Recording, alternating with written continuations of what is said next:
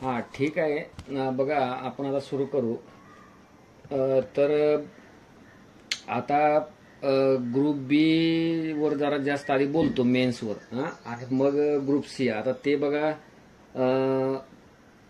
Group बी वेगळं काढता येईल म्हणजे मेन्स, पण ग्रुप सीची जी लोक आता बहुसंख्य ग्रुप बी ची मेन्स आता ग्रुपमध्ये असणारी लोक बहुसंख्य काय ग्रुप सी देणारच की, बहुसंख्य म्हणण्यापेक्षा ऑलमोस्ट सगळीच काय ठराविक काय सोडली तर त्यामुळं ग्रुप सी काय अलग काढता येत नाही. तर ग्रुप बी मात्र मेन्सचं वेगळं बोलता येईल थोडं. पण इथून पुढे बघा आता 27-28 दिवस राहिले असताना तर ते प्रत्येक ठिकाणी ग्रुप सीचा उल्लेख येणारच की, म्हणजे लक्षात घ्या ती एक्झामच आहे आणि बरीच देणार आहेत. का तर ज्यांना ग्रुप सीची पोस्ट आहे पण ग्रुप बी मध्ये आत्ता आहेत, म्हणजे लक्षात घ्या. ती लोक फक्त ती काय 3 ते 4 लोक आहेत, लक्षात घ्या. तर त्यांना फक्त काय ग्रुप सीचं महत्व नाही, बाकी मग मेनच्या दृष्टीनं ते करतायत. आता बघा, काय लोक हे प्युअरली ग्रुप बी मेन्सच फोकस आहे त्यांचा, आणि आता 60च्या वर म्हणत नाही, अगदी 63च्या वर 65च्या वर स्कोर आहेत असे आहेत ह्या ग्रुपमध्ये. म्हणजे जवळपास 10 पेक्षा जास्त आहेत डबल डिजिटमध्ये. म्हणजे आत्ता जी बघा ग्रुप बी मेन्समध्ये किती ग्रुपमध्ये मुलं आहेत तुम्हाला दिसत असेल वर, तर त्यापैकी 11 ते 12 लोक हे 60+ स्कोरचे आहेत. त्यामुळे ते काय मेन्सच देणार, म्हणजे त्यांचं टार्गेट हे मेन्सच असणार आहे.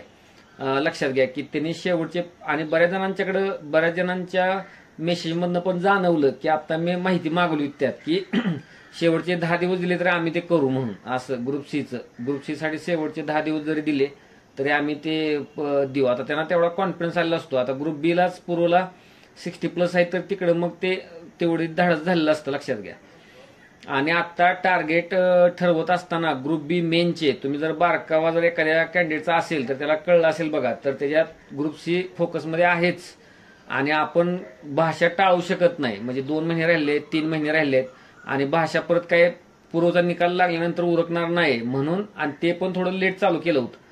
पण बाकीचे विषय आता समजा उदाहरणार्थ लॉस तिथं घेतलेलं नाही, ते जे 2च आहेत ऍक्ट्स, लॉज म्हणण्यापेक्षा जे 2 ऍक्ट्स आहेत, किंवा तुम्ही जर बघितलं विज्ञान तंत्रज्ञानातलं जे रिमोट सेन्सिंग आहे किंवा ज्याला आपण जनरल सायन्स म्हणतोय ते घेतले, पण ते घेतलं नव्हतं.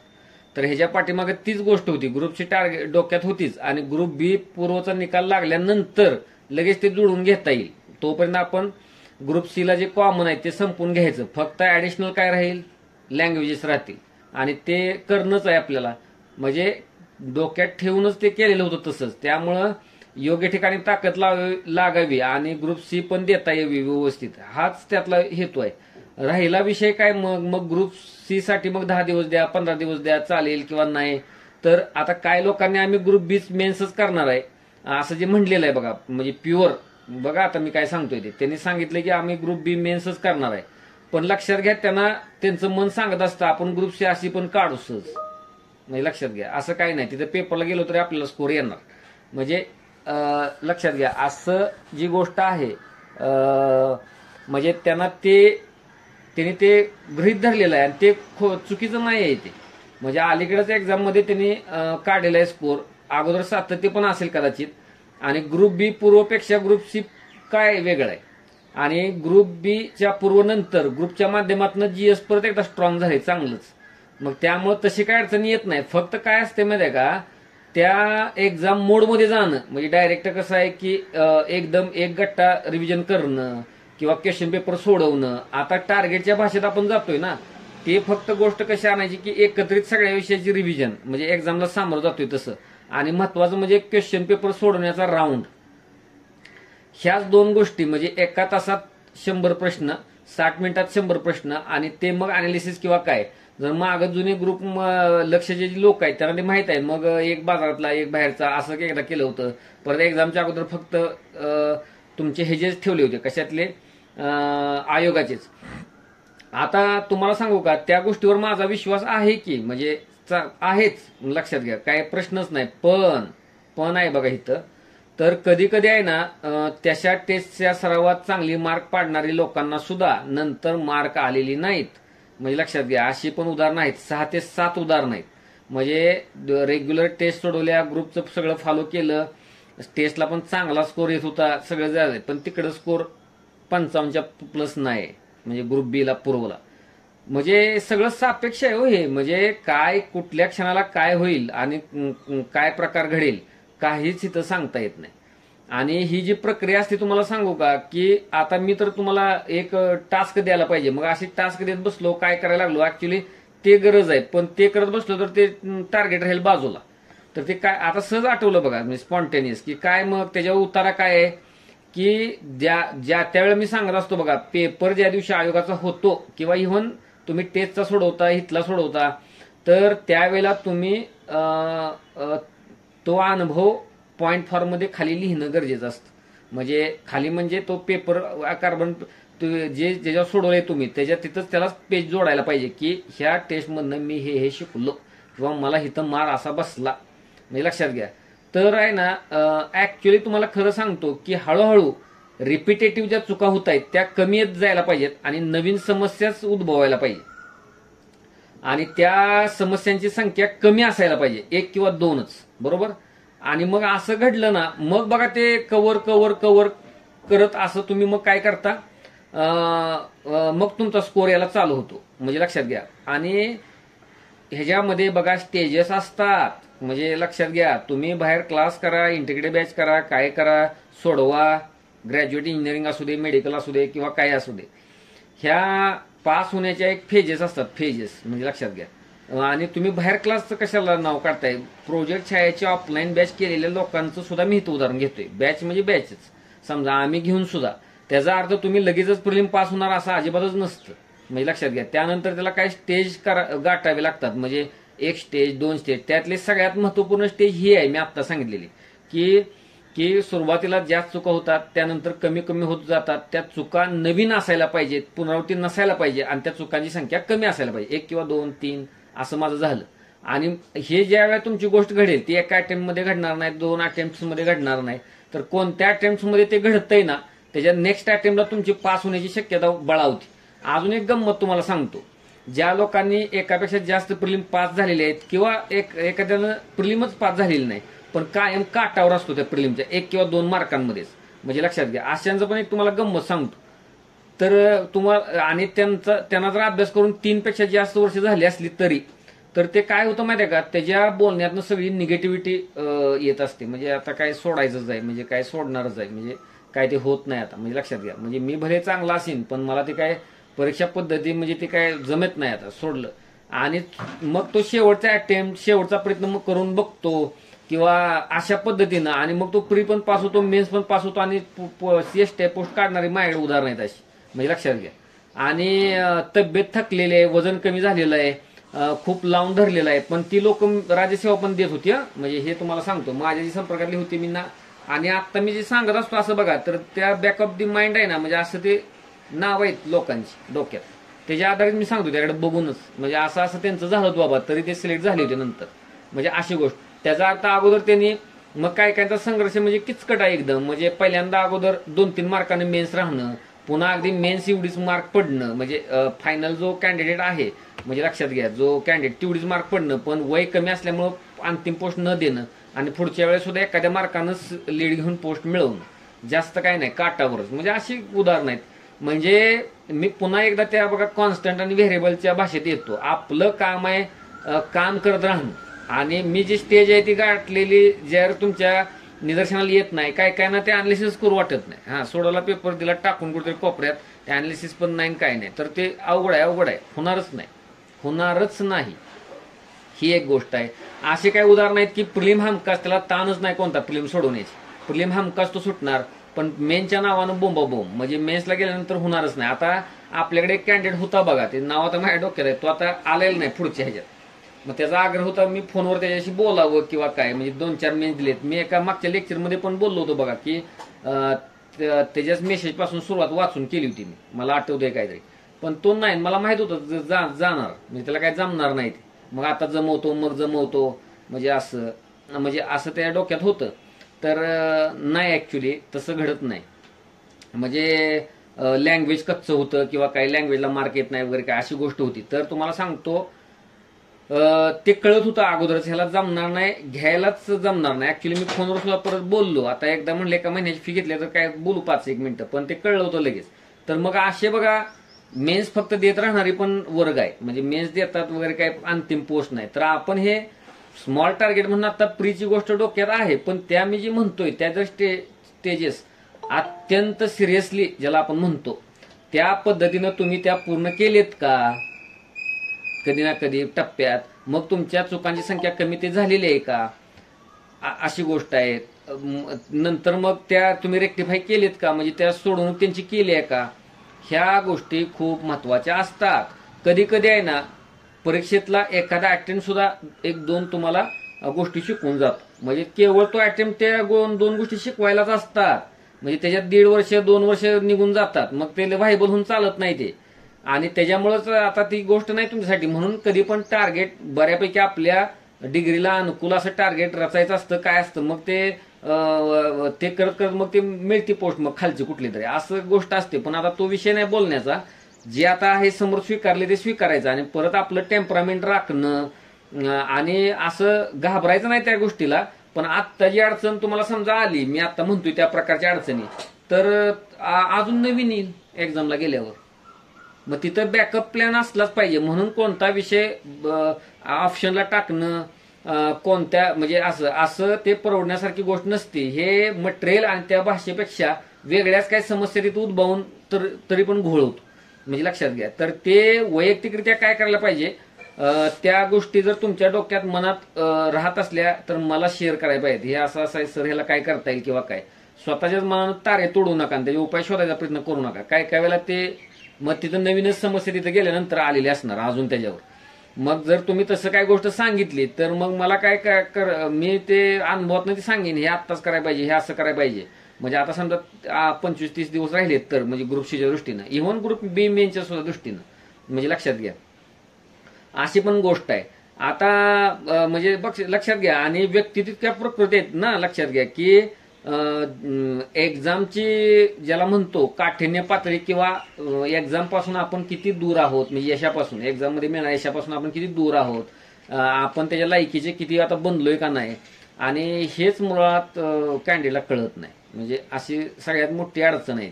म्हणजे त्यांचे प्रश्न विचारताना मला लगेच कळत असतं म्हणजे काहीतरी म्हणजे काय प्रकार आहे, म्हणजे असं म्हणलं आता उत्तर देणं भाग आहे ना आम्हाला सुद्धा, म्हणजे लक्षात घ्या अशी गोष्ट आहे. तर त्याला ते भानच नसतं काय. म्हणजे एखादा सांगेल की झालं सर सोडवून झालं माझं, मी तुम्हाला मागे नेहमी सांगतो तसं झाले पिवाईक माझं सोडून. अरे पण पेपर तुला दिला तर कसं काय, मग आम्हाला कसं पेपर त्याला देता येत नाही ना, म्हणजे तेच करत बसायचं का परत. मग त्यानं ते बघून करायला पाहिजे ना, खरंच आपलं झालंय का बाबा. रॅन्डम एक पेपर 2017चा 16चा सोडून आपण बघू किती पाण्यात आहे, आपण बघू जरा. नुसतंच हवेत बोलून पाठ आहे ते काय मिळणार, काय मिळत नाही, मी लक्षात घ्या. आणि समजा मॅथचा आता राऊंड आहेत, म्हणजे सांगतात मग माझे झाले 5 राऊंड झाले, 3 झाले, 2 झाले, काय झाले. अरे झाले पण त्याच्यात किती बरोबर आले, किती चुकले, त्या टॉपिकचं काय झालं परत नंतर तो क्लिअर झाला का, पहिल्या 2-3 राऊंड मध्ये 2 टॉपिक कच्चे राहत होते ते मग नंतर रेक्टिफाय झाले का, त्याच्यावर काय सोल्युशन निघालं का. तुम्हाला आता एखाद्या जर मी रॅन्डम पेपर घेतला आणि त्यातले 15 प्रश्न दिले तर 15 पैकी 15 तुम्हाला मार्क येणार का, तर त्या 3 राऊंडला महत्व आहे ना.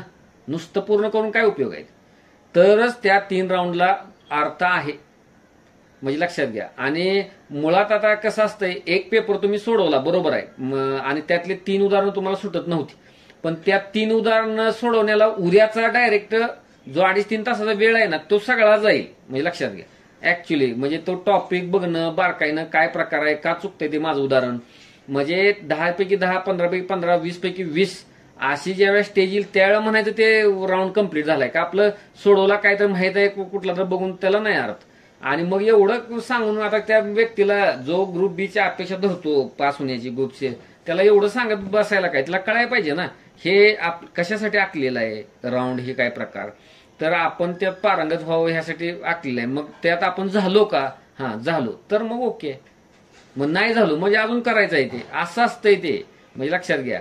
म्हणजे आता तुम्ही कसं प्रिलिम पास झाला मेन्सला गेला पण मेन्स नापास झाला, पुन्हा प्रिलिमला यायचं, म्हणजे लक्षात घ्या. आणि किंवा इंटरव्ह्यूला गेला तरी पण पुन्हा प्रिलिमच द्यायचं, सेम तसं आहे ना. म्हणजे तुम्ही जोपर्यंत त्यात निष्णात होत नाही, पारंगत होत नाही, एखादा चुकतोय 20 पैकी, तर म्हणायचं तुम्ही आता राऊंड ते बंद करण्याला सक्षम झालेला आहात.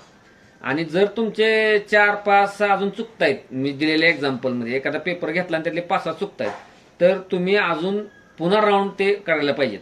आणि नुसतंच राऊंड करताय मग असं झाला त्याचा म्हणजे लक्षात घ्या. काहीच उपयोग नाही. व्यायाम करतोय नुसता पण तब्येतीत काहीच फरक नाही. फॉल्ट आहे ना मग ते व्यायाम करण्यात काहीतरी, म्हणजे त्याच्याप्रमाणे ते जुळत नाही, ते काही खाणं जुळत नाही, काय तर जुळत नाही. मग ते तेवढी तुमचं आकलन पाहिजे की तुम्हाला तेवढं सुचायला पाहिजे. हे असं आपलं का बरं होतंय, मग ह्याचा मी एखादा व्हिडिओ बघू का, म्हणजे लक्षात घ्या ते काय प्रकार आहे, की एकाच टॉपिकचे त्या प्रकारचे प्रश्न सोडून बघू का, फक्त त्या टॉपिक पुरते, म्हणजे 2 ते 3 टॉपिक जे तुमचे कच्चे राहतात ते, म्हणजे असं बघायला पाहिजे ना ते, म्हणजे अशी गोष्ट करायला पाहिजे. लक्षात घ्या. तर अशी गोष्ट आहे. तर बघा आता ग्रुप बी मेनच्या अनुषंगानं की गोष्ट अशी आहे की तुम्ही आता जी लोक म्हणतात बघा स्वतःच्या जीवावर की ज्याला म्हणतो 10 दिवस 12 दिवस 15 दिवस तुमचे ठेवले की आपलं काम होऊन जाते. तर तुम्हाला मी सांगतो बरं का, मागं पण एकदा बोललो असेल बघा की इसेन्शियल गोष्टी काय आहेत त्यातल्या मी सांगितल्या होत्या. तर त्या गोष्टी म्हणजे ह्याच की तुमचे प्रश्नपत्रिका सोडवून व्हायला पाहिजे. म्हणजे लक्षात घ्या, प्रश्नपत्रिका सोडवून होण्यासाठी मग त्या ग्रुपवर ज्या वेळेला मी देईन, ग्रुप सीला अजून ते दिलेलं नाही त्या ग्रुपवर, समजा उद्या परवा किंवा माझ्या डोक्यात होतं की आता समजा मला वाटतं ग्रुप बी वर हिस्ट्री आणि ग्रुप सी वर राज्यशास्त्र असं काय तर चालू असेल, म्हणजे लक्षात घ्या काय काय उलट असेल काय बघा ते, पण एकच विषय राहिलेला आहे, पण एकच विषय दोन्हीकडे राहिलेला आहे आणि असं झालेलं आहे ते. त्यामुळे ते एकदा संपलं एक 4-5 दिवसामध्ये, तर मग ते सगळं झालं ना, सिलेबस संपला साधारणतः. मग जो राहतो तो फक्त मेन्स एक्सक्लुझिव्ह आणि लँग्वेज, म्हणजे जरा ते जे 2 लॉज आहेत किंवा जे मी आता रिमोट सेन्सिंग वगैरे म्हणलं, किंवा आता जो लक्ष ग्रुप बी मेनचा जो राऊंड असेल आता संपल्यावर, आता तो सिलेबस पीवाय की धरून राऊंड असेल, म्हणजे नेमका त्या शब्दांचं, आणि मी त्यातलं काय जरा 3-4 लेक्चर सुद्धा घेईन. म्हणजे लक्षात घ्या काय बघू आता बाहेरच्या लोकांना ते पेट ठेवायचं काय असं पण करीन, म्हणजे मी बांधील राहतो मग आणि ते नीट होईल म्हणजे समजा, तर तसा प्रयत्न करू. म्हणजे काय जो प्रकार आहे, म्हणजे एवढा जरी आपण एक राऊंड पूर्ण केला तर ज्याला भान येणं, भान एक्झाम म्हणजे नेमकं एक्झाम काय डिमांड करते मग आपण नक्की काय केलाय प्रकार, म्हणजे ते जुळणार आता ग्रुपच्या माध्यमातून, पण तरी पण त्यातलं तुम्हाला लूप दाखवून देईन समजा 3-4 लेक्चर मधनं, असं ती गोष्ट आहे. तर त्यामुळं ती काय अडचण तुम्हाला ती येणार नाही. पहिली गोष्ट ग्रुप बी मेनचं मी बोलतोय आता, आणि ज्या वेळेला आता ह्या आठवड्यात रिझल्टची अपेक्षा आहे ग्रुप बीची, पण ते काय आयोग आहे बेभरवशी काम, ते काय अवलंबून आपण राहून चालणार नाही. पण आपण तरी वाट बघू ना, आपला एक टॉपिक विषय राहिलेला आहे, तर तो विषय कम्प्लीट होईपर्यंतच ते लागेल. म्हणजे लक्षात घ्या, जरी नाही लागला तरी आपल्याला आता ते गिअर बदलायचंच आहे. म्हणजे मी ती लेक्चर ते 2-3 घेईन, तर ते एक्झाम रिझल्टच्या दुसऱ्या दिवसापासून कदाचित असतील, किंवा असं मी डोक्यात ठेवलं होतं जर ह्या आठवड्यात लागला तर. पण जर समजा नाही लागला तरी पण ते घ्यावं लागेल आणि ते करावं लागेल, का तर डेट तारखा हे फिक्स आहेत म्हणजे एक्झामच्या, त्यामुळे ते करावंच लागेल. तर त्यामुळे तुम्हाला जरी आत्ता विस्कळीत वाटत नाही कोणाला, ग्रुप बी मेनच्या लोकांना चांगले करतायत. आता ग्रुप बीच्या मेन्सला असणारी पण लोकांना मी सांगतोय बघा की तुम्ही कच्चे काम पाठवा, आणि ग्रुप सीच्या लोकांना पण सांगतोय, तर ग्रुप बी मेन्स करतायत ना त्यांचं प्रमाण ते पाठवण्याचं जास्त आहे, आणि म्हणूनच त्यांचा ग्रुप बीला पुरवला स्कोर आहे. साधं गणित आहे ना. ग्रुप सीची वारी कसं काही एक्झाम सुटलेली नाहीत ना, त्याच्यामध्ये पाठवत नाहीत मग, म्हणजे त्यातले क्रमी प्रमाण आहे, पाठवत नाहीत असं नाही, त्यातले पाठवत आहेत जुने लक्षमध्ये असणारे वगैरे काय, नवीन पाठवलं तर मग एकदा पाठवतात 2दा नाहीच असं करतात. म्हणजे लक्षात घ्या असं पण प्रकार आहे. असं आहे, सांगण्यासारखं आहे बऱ्यापैकी, पण ते त्या बोलण्यात वेळ घालून काय उपयोग होणार नाही. आता मुख्य प्रश्न काय माहिती आहे का, कधीपासून ग्रुप सी करायचं आणि काय करायचं, तर तेच पुन्हा एकदा की आता हा जो राज्यशास्त्र विषय संपेल, म्हणजे तिकडचा ग्रुप सीच्या ग्रुपवरचा, त्याला 3-4 दिवस लागतील मला वाटतं, किंवा 2 सुद्धा लागतील, काय माहित नाही, आता पुढे मी बघितलेलं नाही. पण ते झाल्यानंतर आहे ना तिथं टेस्टचा राऊंड सुरू होईल, आणि ज्या दिवशी टेस्टचा राऊंड सुरू होईल त्यावेळेला ग्रुप बी मेन्स वाल्यांचं पण जीएस बऱ्यापैकी ऑलमोस्ट संपलेलं असेल. म्हणजे लक्षात घ्या असं आहे ते. त्यामुळं काय करायचं, ते दोन्हीकडं त्या टेस्टचा शेड्यूल मी टाकीन, म्हणजे लक्षात घ्या दोन्ही ग्रुपवर, म्हणजे ग्रुप सीच्या फक्त असणारे टेस्ट, लक्षात घ्या ग्रुप सीच्या फक्त असणारे टेस्ट, आणि ग्रुप सी झाल्यानंतर ग्रुप बीच्या टेस्ट, किंवा जे प्युअर ग्रुप बी मेन्स करणार आहेत आणि निकाल लागला आणि पासच झाले, तर त्यांना ताबडतोबच 2-3 दिवसापासूनच त्याला टेस्ट किंवा काय असं ते करता येईल. म्हणजे तो पण एक ऑप्शन आहे. पण जर त्या पण व्यक्तीच्या डोक्यात असलं की बाबा मला ग्रुप सी पूर्वच्याच जरा बघायचं आहे आता 1 जून पर्यंत, तर त्या लोकांना ते शेड्यूल उपलब्ध करून दिलं जाईल बघा, लक्षात घ्या. पण मला एक असं सुरुवातीला दिसलं होतं, तुम्हाला माहित आहे मी एकाच ग्रुपवर ग्रुप बी आणि सीचे टार्गेट देत होतो किंवा एकाच ग्रुपवर सगळे मिक्स केले होते, त्यावेळेस सगळी बोंबाबोंब झालेली मुलांची. म्हणजे काय म्हणजे काय करत होते काय माहित नाही. म्हणजे ग्रुप सी करायचे, मग ते ग्रुप बीचं पण बघायचे. एकाच जर मला आला सर मला ते लँग्वेज पण बघायचं आहे, फक्त करायचं नाही, मग काय बघायचं आहे म्हणजे लक्षात घ्या. काय परत त्याच्यात अर्धा तास घालवायचा. म्हणजे आता ग्रुप बी ला कमी मार्क आहेत पूर्वला, परत मी दिन की म्हणजे लक्षात घ्या. मला ते काय टार्गेट अडवून ठेवायचे असा काय प्रश्न नाही. मग त्याला काय करायचं होतं काय माहित. म्हणजे ही सवय लागलेली घाण बाजारातली, की अगोदर कुठल्या कुठं पत्ता नसतो प्रिलिमचा, तरी सगळं गोळा करणं, लँग्वेजच्या बॅचेस करून टाकणं, सगळं करणं. हे आता पुण्यात जो प्रकार आहे म्हणजे लक्षात घ्या, होता पूर्वी, आता सुद्धा आहेच तो प्रकार. म्हणजे आता मी सांगतो मेनचं करा बरोबर आहे. अरे पण प्रीचा काही गंध नसावा. म्हणजे मेनचं बॅचेस करून सुद्धा प्रीला 40च्या वर स्कोर येत नाही, 45च्या वर स्कोर येत नाही, मग तुमच्या काय उपयोग आहे. म्हणजे नंतर परत मेन्सला गेल्यानंतर परत रिव्हिजन बॅच करा, नाहीतर डबल रिपीट बॅच करा मराठी इंग्रजीची. असं बहुसंख्य लोक करतात. म्हणजे असं घोळ आहे. म्हणजे पूर्वी बॅच करून आता पण तेवढीच दमछाक, म्हणजे तेवढाच वेळ जातो. म्हणजे लक्षात घ्या असा प्रकार आहे तो. मग मराठी आणि इंग्रजी बाबतीत एक काय असतंय की पूर्वी ज्या लोकांनी बॅचेस केलेले असतात लक्षात घ्या, त्यांना फक्त भीती मोडलेली असते, एवढंच असतं. त्यांना रिपीट बॅचेस ह्या कराव्याच लागतात. म्हणजे असं आहे. आणि माझं तर असं मत आहे की ज्यावेळेला पूर्वचा रिझल्ट लागतो त्याच्या अगोदर तुम्ही जर व्होकॅब्युलरी बऱ्यापैकी संपवलेली असेल तर व्याकरण करायला काही अडचण नसते नव्यानं एकदम. पण त्यावेळेला जीएस अतिशय भक्कम पाहिजे. आणि ते कधी कधी सत्कारणी सुद्धा लागतं. म्हणजे ताजं केलं असतं ना मराठी इंग्रजी, त्यावेळेला रिझल्टमध्ये ते प्रतिबिंबित होतं, परक्युलेट होतं. म्हणजे लक्षात घ्या असं होतं ते. म्हणजे तसं पण ते करायला पाहिजे. पण आता तुम्हाला सांगतो, तुम्ही जर ग्रुपवरची टार्गेट बघितली म्हणजे लक्षात घ्या, तर वेल प्लेस्ड आणि टाइम टेस्टेड आहेत. म्हणजे राज्यसेवेच्या पूर्व मेनच्या मुलांनी केलेले आहेत टार्गेट. म्हणजे लक्षात घ्या योग्य प्रकारे केले आहेत आणि नंतर वेळ वाढलाय तर त्याचा जबरदस्त फायदा झालेला आहे. आमची दमछाक झालेली एंडला, पण ते वाढला वेळ. म्हणजे असं असतं. पण ते आता सुकर काम चालू झाले. तसं तुम्हाला सांगतो की त्या टार्गेटनं अतिशय चिकटून राहा. त्यांना सगळ्यांना तुम्ही कुणीतरी मला लिहिलं होतं की त्या ग्रुपची बीची फी वाढवली नाही किंवा काय, ती मुद्दाम वाढवली नाही, त्यांना फायदा मिळवते. जुनी मुलं जास्त असल्यामुळे, ती नवीन जास्त मुले असते तर ती वाढवली असते. का तर ते लँग्वेजचं टार्गेट काढा, हेचं काढा, प्रकार करा, ते त्यात वेळच जातो ना. तसं पूर्वपरीक्षेत टार्गेट द्यायला एवढा काही वेळ जात नाही. पण हिथं आहेच ना, बारकावा बघावं लागतो. जेवढा वेळ जातो त्याच्यावरती अवलंबून राहतं, किंवा त्या मुलांनी विचारणाऱ्या प्रश्नाची संख्या किती आहे, किती वेळ जातो, त्याच्यावर मी ठरवत असतो ते. म्हणजे लक्षात घ्या अशी गोष्ट आहे ती. किंवा लेक्चर किती घ्यावे लागतायत, तर ती जाऊ द्या गोष्ट. पण आहे आपली फी काय तर 550 किंवा काय, मग त्याला तसं घेऊ नका. त्याला जर फी 1000 लावली असते किंवा 2000, राज्यसेवेच्या मुलांना 5000 फी होती एमसीक्यूला. मी दरवेळा सांगतो बघा ते. म्हणजे जो काय प्रकार आहे अशीच टार्गेट होती. मराठी होतं, इंग्रजी होतं, फक्त त्याला जीएचे 4 पेपर होते आणि मात्र डिस्क्रिप्टिव्ह चेक करायला लागायचा, हा फरक होता. पण ते कसं आहे, मग त्याचं महत्व वाटलं असतं आणि काय संख्या रोडवली असती, कमी आली असती थोडीफार, येऊ दे. पण ते करणारी लोक असतात, ते आळलम टळलम नसतात मग ते.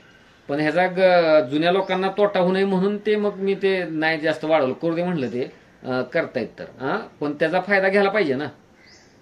त्यामुळं तुम्ही आत्ता सुद्धा समजा 15 दिवस राहिलेले असताना असं आपण म्हणतोय, पण मी तुम्हाला काय बोललो की 4-5 दिवसातच 5 दिवस मॅक्झिमम पकडा आजपासून. त्यानंतर ज्या वेळेला टेस्ट होतील तर तुम्ही काय करा, तुम्ही जे ग्रुप बी मेन्स देतायत आणि ज्यांचा स्कोर 60+ आहे, ज्यांना तसा ग्रुप सी मध्ये इंटरेस्ट नाही, त्या लोकांनी फक्त जरी 5-6 दिवसांनी ग्रुप सीच्या टेस्ट सुरू केल्या शेड्यूल सांगायला, तरी तुम्ही केवळ टेस्ट सोडवा. त्याचा फायदा तुम्हाला ग्रुप बी मेन्सला पण आहेच ना. जीएस आहे ना ते, ऍक्च्युली मॅथ्स रिजनिंग आहे त्यामध्ये. ग्रुप सीच्या टेस्ट सोडवा, जरी त्या 8-10 दिवसात ह्या आल्या तरी सुद्धा सोडवा. आणि त्याबरोबर लँग्वेजचं चालूच ठेवा. लँग्वेजचं बंद कधी करा किंवा आपण करू, समजा 15 दिवस राहिल्यानंतर, म्हणजे आज 5 तारीख आहे, म्हणजे अजून 10 दिवसांनी, म्हणजे 15 मे पासून लँग्वेज बाजूला ठेवू. किंवा मग अजून कुणी आक्रमक राहणार असेल तर मग 10 दिवस ठेवू शेवटचे. द्यायला टार्गेट काय आहे म्हणजे लक्षात घ्या असं आहे ते. म्हणजे अगदी 20 मे पर्यंत ते रेटता येईल मराठी इंग्रजी. ते तुमच्यावर राहिलं. म्हणजे लक्षात घ्या ह्या जे 10 ते 12 कॅन्डिडेट चांगले आहेत अतिशय, म्हणजे जे लिस्टमध्ये सुद्धा असू शकतात, ग्रुप बी मेन्स मध्ये अशी लोक आहेत, तर त्या लोकांनी वैयक्तिक मेसेज देऊन, ज्यांचा स्कोर 60 पेक्षा जास्त अशा लोकांनी साधारणतः की देऊन ते 15 मे पासून का 20 मे पासून करायचं त्यांनी मला मेसेज दिला तरी चालतोय, लक्षात घ्या. आणि मेसेज नाही आला तर मी काय माझ्या मनानं करणार ते, म्हणजे लक्षात घ्या तसं करता येईल. पण जर ह्या 8 ते 10 दिवसातच म्हणजे 10 मे पूर्वी जर मी काय केलं, 10 मे किंवा 12 मे पूर्वी ग्रुप सी ला टेस्ट सोडवायला त्यांना एक शेड्यूल करून दिलं, तर ते शेड्यूल ग्रुप बी मेनच्या लोकांनी पण पाळा. जे लोक 1 जूनला परीक्षा देऊ इच्छितात, पण त्या लोकांना टार्गेट लँग्वेजचं सुद्धा दिलंच जाईल, म्हणजे लक्षात घ्या अशी गोष्ट आहे. किंवा मग जरा मी बघून ठरवीन की काय जी गोष्ट आहे की बाबा दोघांचा पण एकाच विषय संपतोय, मग त्याच वेळा चालू करीन जर 1-2 दिवसाचा फरक पडत असला तर, म्हणजे लक्षात घ्या. पण आपल्याला लवकर चुका कळणं, ओव्हरऑल पेपर सोडवून आणि त्या मग पुन्हा दुरुस्त करणं त्याला वेळ लागतो. त्यामुळे ते खूप लांब 15 मे करून चालत नाही, म्हणजे 15 मे ते 30 मे ह्या काळातच पेपर सोडवायचे असं करून चालत नाही. ते आज उद्या सोडवले तर लवकर आपल्याला चुका कळतात आणि ते नव्यानं कळतात चुका, आणि पुन्हा आपण ते सुधारण्याकडे आपण जाऊ शकतो. म्हणजे चुका हे बघा त्यातलं महत्वाचं लॉजिक आहे, तर्क आहे. म्हणजे तो म्हणजे आपण काय करतो, रंगीत तालीम कशासाठी करतो, तर ह्या चुका कळाव्या म्हणूनच ना. आणि तुम्ही इनएक्टिव्ह पॅसिव्ह प्रकारे जर ते सोडवलं म्हणजे एक सोपस्कार म्हणून पूर्ण करायचं, चला एक पेपर झाला संपला विषय, मग संपला विषय. अजून एक दुसरी गोष्ट काय आहे की ज्या वेळेला मराठी आणि इंग्रजीचे ऑब्जेक्टिव्हचे टार्गेट पूर्ण होतील, म्हणजे लक्षात घ्या ज्या वेळेला पूर्ण होतील तर त्यावेळेला काय करावं लागेल, एकाड एक दिवस मराठी इंग्रजी टेस्ट सोडवावे लागतात, जसं की राज्यसेवा मेनच्या ग्रुपवर दिलं होतं त्या प्रकारे. म्हणजे जीएस आणि मराठी इंग्रजी ऑब्जेक्टिव्ह ह्या दोन्ही सगळ्यात मूलभूत फरक आहे. मी नेहमी सांगत आलोय काय आहे की जीएसला जर तुम्ही कमी पेपर सोडवले तरी धोका काय लोकांना प्राप्त होत नाही.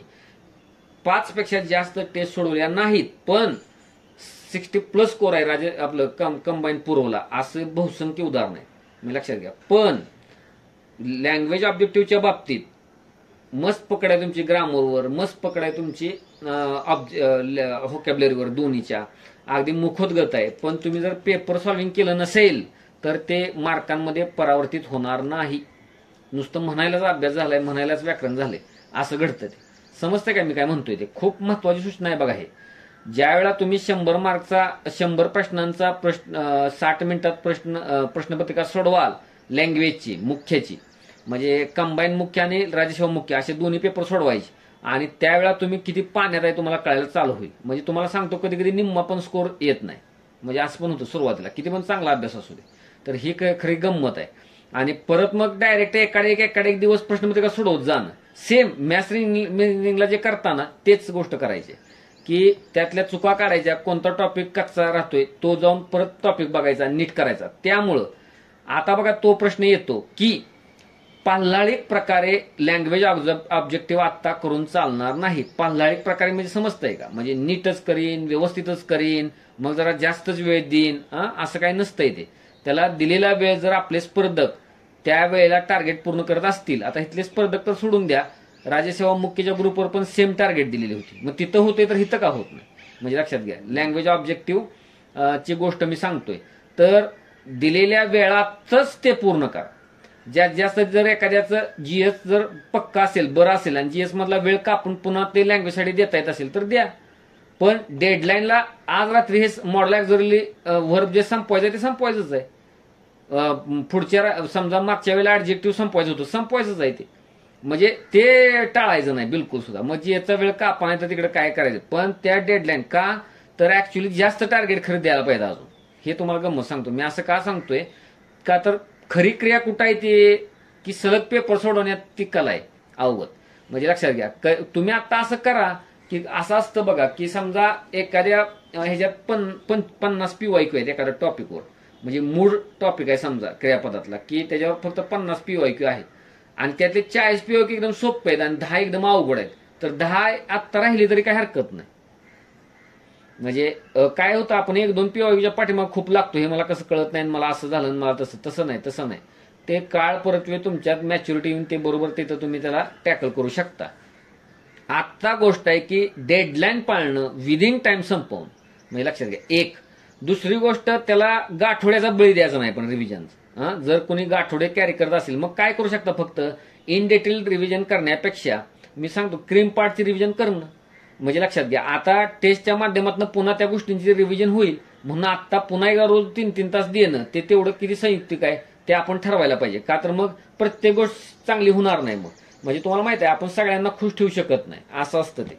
आणि ते ऍक्सेप्ट करायला पाहिजे, मला कशाचा तरी बळी द्यावाच लागेल, तुम्हाला जीएससी मधल्या काही गोष्टींचा तर द्यावा लागेल तर लँग्वेज सुधारेल. आपण आपल्यापर्यंत जेवढं मॅक्झिमम कॅरी करता येईल तेवढं करतोय, लक्षात घ्या. पण आता मला गोल्ड मधल्या एकानं किंवा जे टार्गेट एसएसएमचा जो भाग असणारा विद्यार्थी त्यानं मला सांगितलं, सर तुम्ही काय करा की ते जे तिकडे टार्गेट एसएसएमला जसं रिव्हिजनचा स्लॉट तुम्ही कसा देत होता, त्याच्यावर कशावर देत होता ग्रुपवर तसा द्या. मग तेच आहे ना, फीचाच विषय येतो ना तिथं. तर तिथं मी ते एवढं करत होतो. म्हणजे जे तुम्ही आता गाठोडं म्हणताय ना, म्हणजे लक्षात घ्या, गाठोडं म्हणताय तर ते गाठोडं तिथं मी उल्लेख इथं फक्त करतो. आता ग्रुप बीच्या ह्याच्यावर उल्लेख सुद्धा मी करत नाही. म्हणजे लक्षात घ्या, डायरेक्टच मी टार्गेट देतो. तर तिथं काय होतं माहिती आहे का, टार्गेट एसएसएम म्हणजे राजेश्वर मेनच्या तिथं मी रिव्हिजनचा पण स्लॉट होता तिथे, आणि तिथं टॉपिक उल्लेख असायचे जुने, म्हणजे लक्षात घ्या जुन्या विषयातले, आणि ते असं प्लेस केलेलं होतं. पण ते 3-3, 4-4 दिवस बसून ते टेबल केलेलं असते तयार. म्हणजे असं असतं, त्याचा सगळीकडे मार बसतो. मग दुसऱ्या लक्षात घ्या, आता रुद्रमचा ग्रुप 45 वर आहे, म्हणजे माझं पेपर चेक करून झालेले नाहीत. म्हणजे लक्षात घ्या 40% माग आहे आणि तिथं लॉस असतो. मग ते सगळा वेगळा विषय आहे, फी वाढवता येत नाही असं ते प्रकार असतो, आहे ते चालवावं लागतं आणि मग अजून बोजा येतो ते बळकतं, मग असं होतं ते. त्यामुळं असं करून चालत नाही. हिथं मग द्यायला लागलो पुन्हा ते बसा 3 दिवस, म्हणजे ते राहिलं माग, असं घडतं ते. हे दिलं नव्हतं म्हणजे तिथं कमिट जे केलं असते त्या ह्याच्यात त्या पद्धतीचंच आहे ना ते.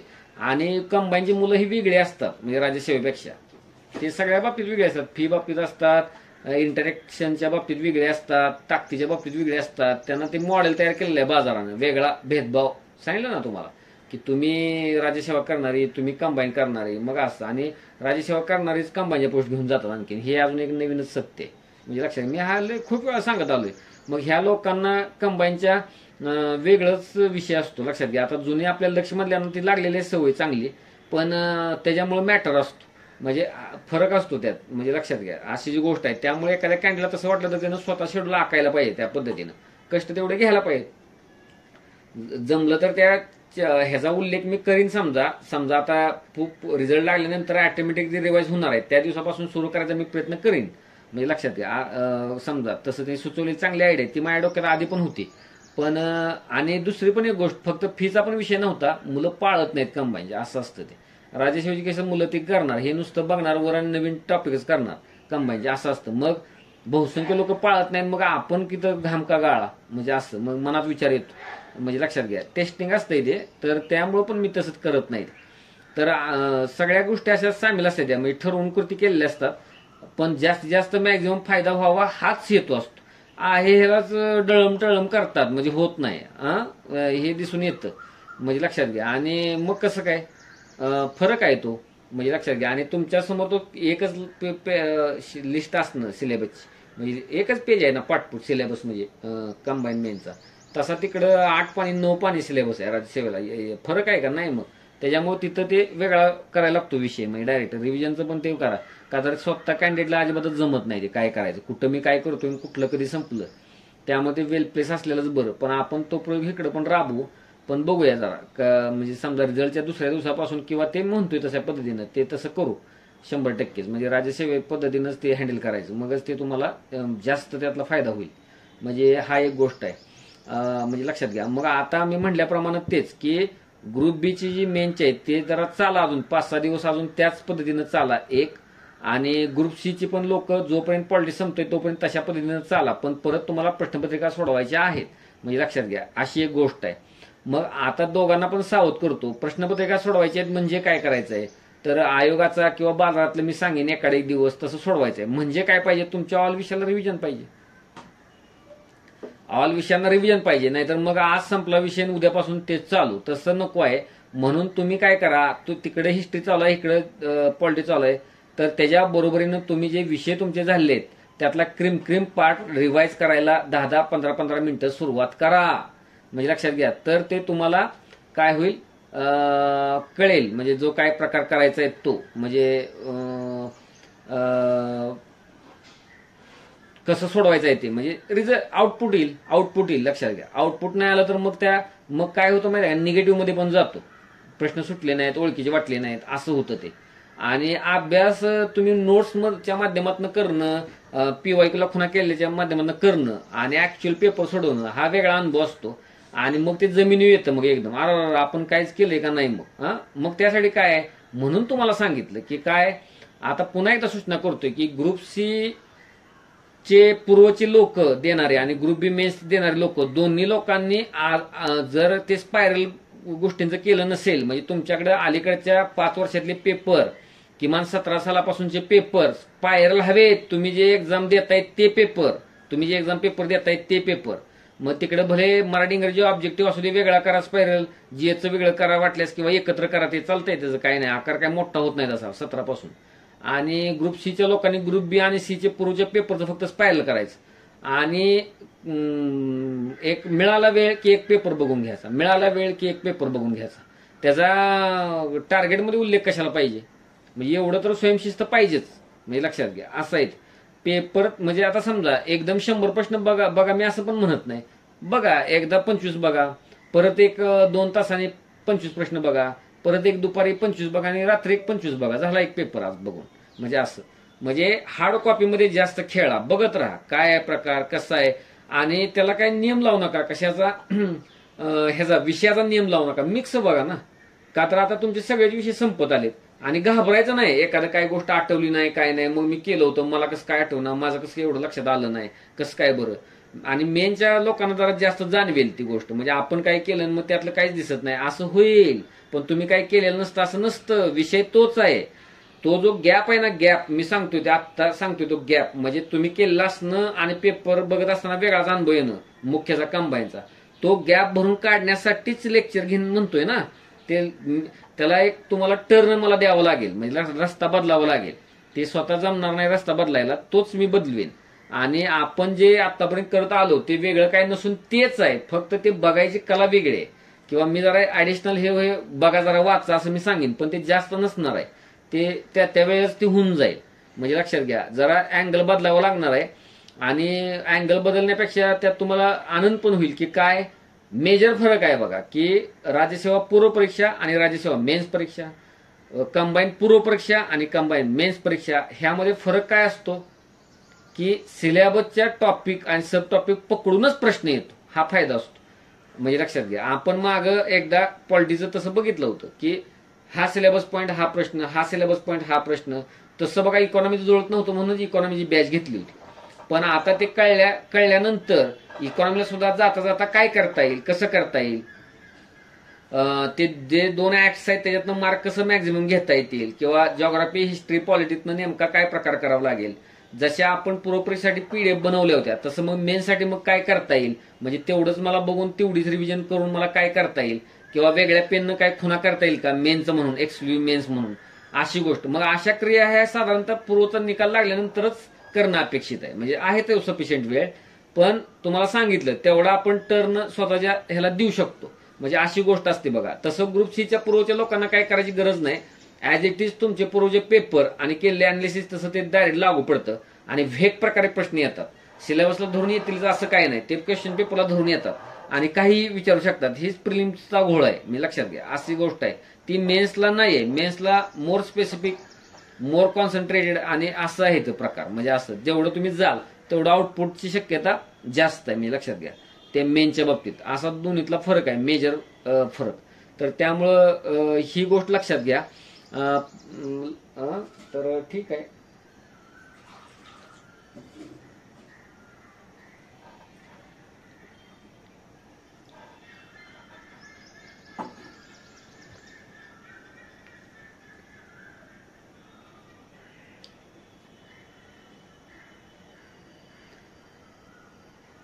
आता एक सॅम्पल म्हणून आहे ना, ते प्रश्न आपलं काय कोणी काय पाठवलंय ना, इतरांना पण ते लागू होईल म्हणून काय मेसेज वाचतो.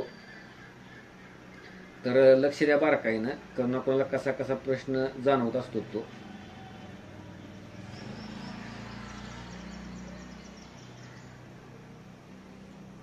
बघा, इंग्लिश ग्रामरचे टार्गेट्स लेक्चर PYQ आणि रफ नोट असे कंप्लीट होत नाही. म्हणजे जी लोक इंग्लिश टार्गेट करत असताना त्याचे काय बघतात, व्हिडिओ पण बघतात, बरोबर आहे का, अशा लोकांसाठी. म्हणून यासाठी नेमके काय करावे यावर मार्गदर्शन हवे होते. पहिला प्रश्न आहे, ग्रामरचे टार्गेट्स लेक्चर PYQ आणि रफ नोट असे कंप्लीट होत नाही. आता तुम्हाला एक सांगतो बरं का गंमत, की आपण 8 तास ठेवायला नाही पाहिजे सर्वच टॉपिकचे सर्वच लेक्चर्स मी बघीन म्हणून, असं नाही ठेवायला पाहिजे. का तर मग काय करायला पाहिजे की रिसेंट झालेले जे पेपर्स असतात म्हणजे इंग्लिशचे काढून बघायचा पेपर, आत्ताचा रिसेंट मेनचा पेपर, त्याच्या मागचा पेपर, आणि त्यातले संबंधित टॉपिकचे काय प्रश्न बघायचे आणि त्याची डेप्थ बघायची, साधारण किती डेप्थ आहे, काय आहे. तुम्ही एकदम न्यू कॅन्डिडेट शिकतो ना, तसे मी सगळे 4-4 तासाची 5-5 तासाची लेक्चर्स बघेन आणि ते मी पूर्ण करेन. म्हणजे असं करून चालणार नाही एक. आणि म्हणजे पहिली गोष्ट, पण डेडलाईन ही पाळायला पाहिजे. मग सांगितल्याप्रमाणे ते ओव्हरलॅप म्हणजे दुसऱ्या दिवसावर जाऊन काय उपयोग नाही. म्हणजे हा एक पहिला मुद्दा बघा, म्हणजे लक्षात घ्या. पुन्हा बऱ्यापैकी काय असतंय माहिती आहे का, की 8 तास कसा असतो माहिती आहे का, लेक्चर पण करीन, त्याची डिटेल नोट पण बनवीन, असं पण असतं. तसं न करता ती रेडीमेड नोट वापरता येईल का, त्यात खुणा करता येतील का, म्हणजे लक्षात घ्या. तसं करणं म्हणजे लक्षात घ्या, ही एक गोष्ट आहे. आणि मगाशी मी सांगितल्याप्रमाणे जर 50 पैकी 40 PYQ बरोबर येत आहेत, कळत आहेत, 4-5 PYQ साठी ऍडिशनल काय गोष्ट जास्त बघणं ते संयुक्तिक नाही आहे, ही एक गोष्ट. दुसरी गोष्ट, जरा तुम्हाला कर्टेल करावं लागेल, जीएसचा वेळ किंवा अन्य ठिकाणचा वेळ तुम्हाला कापावं लागेल, तसं करता येईल. म्हणजे ती दुसरी, ह्यापेक्षा अन्य पर्याय नाही. पण आता जे मी टार्गेट देतोय ते टार्गेट हे वेल प्लेस्ड मगापासून सांगतोय, आणि हे टाइम टेस्टेड आहेत, लोकांनी ते केलेले आहेत. आणि त्यावेळेला पण असा गोंधळ उडायचा लोकांचा. आता का तर शेवटच्या वेळेला पण त्यांनी बाहेरच्या बॅचेस घेतल्याच होत्या ना इंग्लिशची किंवा काय समजा प्रकार, ते व्हायचं. ते तुमचा प्रश्न आहे ना, तुमचा स्पर्धक करतोय म्हटल्यावर ते करायला पाहिजे. म्हणजे लक्षात घ्या, कोण मग ते डबल स्पीड वाढवून कुणी काय काय मग म्हणजे एक सगळेच व्हिडिओ न बघता त्याला जे कठीण जाते तेच व्हिडिओ बघणं, असं केलं. कुणी मग जीएस मधला वेळ कापला, म्हणजे लक्षात घ्या, असं तुम्हाला ते करता येईल. परत जीएस गाठोडे, मराठी व्याकरण गाठोडे आणि PYQ प्रॅक्टिस याचे सूत्र कसे जुळवावे हे कळत नाही. डेली आयोगाचे PYQ सॉल्व्ह होत नाहीत. हा, ते ठीक आहे. आता मग काय आहे बघा, आता आपण पॉलिटी, इकॉनॉमी, जिओग्राफी करून किती वेळा केलं आजकालच्या काळापर्यंत, किती भरपूर वेळा केलं ना ते. म्हणजे अगदी क्रीमच पार्ट कॅरी करायचा, बाकीच्या गोष्टींचं बळी पडायचं नाहीये. म्हणजे लक्षात घ्या, तर ती अजिबात बळी पडायचं नाही, लक्षात घ्या. आणि ते काय लक्षात घ्या की PYQचं जर कोणी सराव करत असेल मिक्स PYQचा, तर तो त्यानं कंटिन्यू करायला पाहिजे. म्हणजे ही गोष्ट एक आहे बघा, तो टाळायला नाही पाहिजे. ते कशासाठी माहित आहे का, की तुम्ही जर मागील प्रश्नपत्रिकेत तुमचा स्कोर काढला आणि जर बघितले, म्हणजे लक्षात घ्या, तर प्रश्न हे PYQ बेस आलेले प्रश्न हिस्ट्रीतले वगैरे चुकलेले तुम्हाला दिसतील.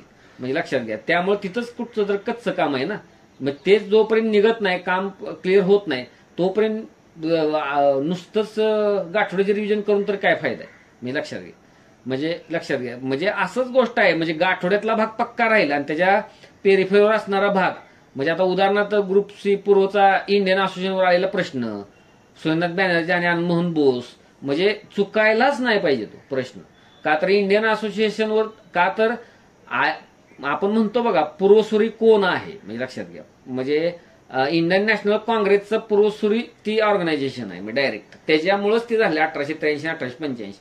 त्यामुळं काँग्रेस पूर्व संघटना हा जो मेजर टॉपिक आहे, त्यातला एकाच संघटनेवर प्रश्न विचारा म्हटल्यावर ह्याच्यावर विचारायला पाहिजे कुणी पण. इथपर्यंत त्याचं महत्व आहे. मग त्याचं जर संस्थापकच चुकत असले तर मग खूपच इंट्रोस्पेक्शनची गरज आहे, आणि म्हणजे धक्कादायक आहे मग ते, लक्षात घ्या. मग कसलं PYQ सॉल्व्हिंग आणि कसला गाठोडून काय आहे मग, म्हणजे हा प्रश्न महत्वाचा आहे अतिशय.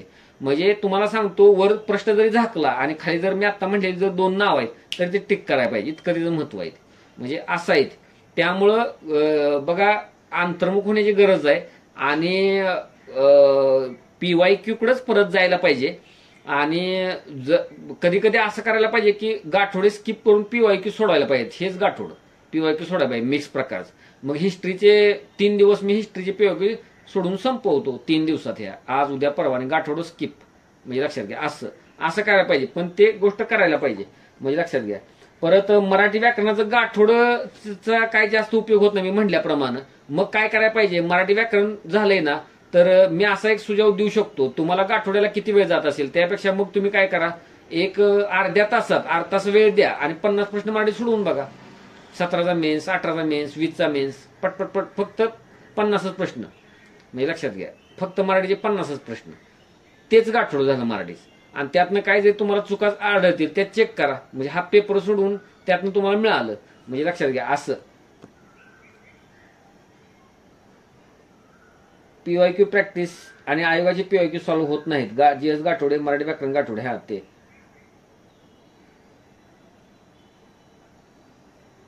ग्रुप सी राहणार नाही ना वगैरे त्या शंका सगळ्यांनाच असतात, चांगल्या लोकांना पण असतात, असं काही राहत नाही. आता ग्रुप सीचे जे पेपर ज्यावेळेस चालू करू सोडवायला त्यावेळेस त्यावेळेस ताण मिटून जाईल, म्हणजे आपल्याला राहतंय का नाही, आणि ते राहणार नाही तसं.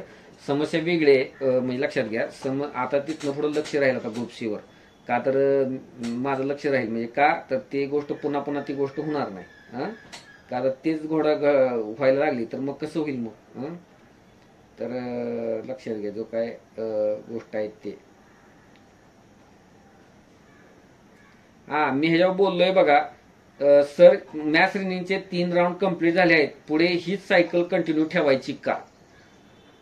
मग पूर्ण झालेत पण कसे, तुमच्या पद्धतीनं का मी सांगतो त्या पद्धतीनं तुम्हाला आउट ऑफ मार्क पडतायत का आउट ऑफ मार्क, म्हणजे लक्षात घ्या.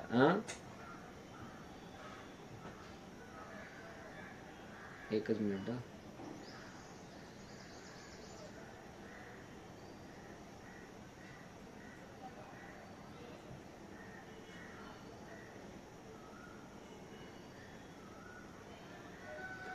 म्हणजे पडतायत का, आउट ऑफ मार्क पडत नसले तर 3 राऊंड कंप्लीट होण्याला काय अर्थ नाही.